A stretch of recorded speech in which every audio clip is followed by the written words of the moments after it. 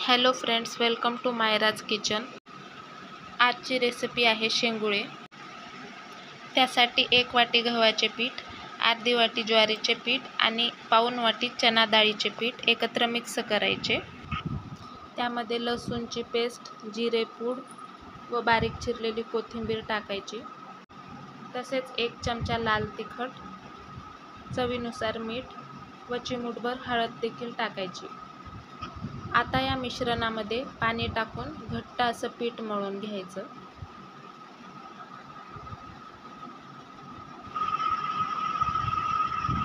व अशा प्रकारे या पिठाचे शेंगुळे बनवून घ्यायचे। सर्व पिठाचे शेंगुळे बनवून तयार। सर्व पिठांचे शेंगुळे बनवून तयार आहेत। तर आता फोडणीची तयारी करूया। फोडणीसाठी 2 माप तेल घ्यायचं, त्यामध्ये थोडे जिरे टाकायचे। जिरे तडतडले की त्याच्यामध्ये लसूण पेस्ट टाकायची, बारीक चिरलेली कोथिंबीर टाकायची, चिमूटभर हळद आणि चवीनुसार मीठ टाकायचं, थोडंसं लाल तिखट देखील टाकायचं आणि 1.5 ग्लास पाणी टाकायचं। पाण्याला उकळी आली की त्यामध्ये शेंगुळे टाकून द्यायचे। वरतून बारीक चिरलेली थोडी कोथिंबीर टाकायची।